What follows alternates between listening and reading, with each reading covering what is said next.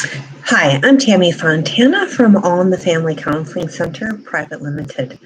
I'm doing a brief talk today because I get a lot of inquiries from clients who are in arranged marriages and are looking to address their sex life, to get it going, to improve it, and just wondering how to navigate that. So if this is something that sounds familiar to you, this talk may be helpful.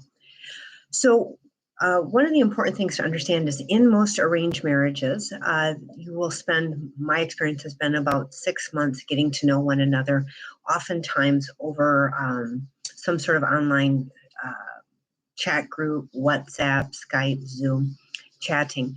And in this period, you will be spending a lot of time talking and getting to know one another, and often maybe seeing each other once or twice. Then you get married, then you're moving in. And my experience is, being based in Singapore, a lot of times one person was in Singapore, one person could be located in India or somebody somewhere else, and then you're moving in to the person. So one of the things that people are not prepared for is that although they may have been talking and sharing everything, and they have the sense that they really know one another, actually it's not until you move in together that you really start to know each other. So in an arranged marriage, if you're in the beginning stages, it's kind of like dating while married, because even though you've been talking, one of the things about how our brain works is we're often building pictures and getting ideas about what somebody says, and we're assuming that somebody can accurately represent themselves. And the reality is we can't. A lot of us don't have a self-awareness of who we are. And that's not to say that the person is actively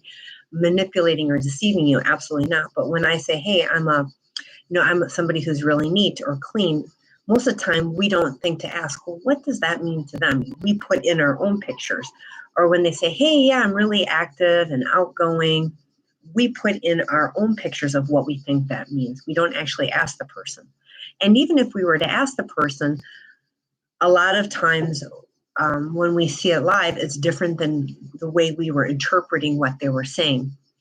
So one of the things to be aware of is that even if you've spent 6 months, 7 months, 8 months getting to know each other, talking all the time, you need to be prepared that you're really now starting to get to know one another in a new and more intimate way, living together, making decisions, and really starting to get to know each other in ways that you may not have anticipated. You're starting to see how a person handles their day-to-day mood, how they handle frustration, disappointment, anxiety. If one person is relocating from their country of origin into a new city, that's also a huge change. And most of the time, the couples are not prepared for that. So these are things I'm having to help people through. But most of the people are very focused on the sexual part. And one of the things I'll tell people is that sex, while it's a mechanical thing, it has a lot to do with thoughts and ideas and beliefs. And one of the things people always ask me is how do we make our sex life better? And the how would be doing therapy. And therapy helps people to learn and think in new ways.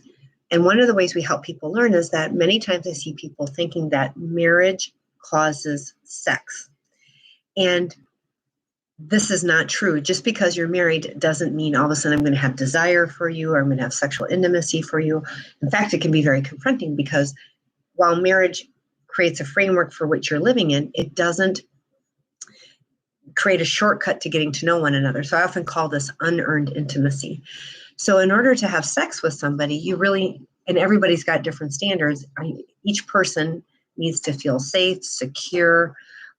They need to examine their belief systems. A lot of times when I'm working with couples in arranged marriage, they have a lot of belief systems about sex, about their body, about the act, fluids, all of these things that can make it very difficult for them to feel safe and secure in having sex. And if they don't feel safe and secure in themselves, or they don't know how to talk to you, that can make it difficult. So when I'm working with couples, I have to help them deal with disappointments, because they often have unrealistic expectations of how they thought sex was going to work in a marriage. Like somehow just having sex in a marriage would mean it's going to be easy, and it's not. Anything with people is not easy. They still are having to deal with, they have to get to know one another. So in therapy, I help people to have more productive conversations, help them learn how to deal with their feelings, help them to understand and translate so couples can learn better ways to communicate and talk that can create a path towards making sex feel safe and comfortable. Because again, the most important thing in sex is the brain, not just the body. So we have to deal with the relationship, we have to deal with people's boundaries, we have to deal with people's comfort. And a lot of times couples are not prepared to know how to do that. They have huge amounts of expectations, disappointments. Maybe they've attempted sex and it hasn't gone well. So now they have a kind of a fear or anxiety. So if these are things that sound familiar to you, these are all the things that I help people deal with. Now, setting people's expectations is another thing. To deal with a lot of these things, it can take multiple sessions, anywhere from 10 to 20 plus sessions, because depending on people's belief systems, their ability to self-reflect and regulate, their level of frustration or bad interaction, some of these things need to be cleaned up. So I think the thing to take away from this too is sex isn't just this straightforward thing. Anytime we're dealing with people, it's complicated. Anytime we're dealing with feelings, emotions, expectations, these are complicated. And trying to force things to go faster can just make it more complicated. And so these are things that help people navigate and address. So if you'd like to learn more, please reach out and contact me. I work with clients from all around the world in all different time zones. I offer a 10-minute consultation for you to learn how that can work and help you to see what it's like to work with me. It's not a mini session. It's more of a session to ask questions, and you can have access to me upon completing a work questionnaire. Thank you.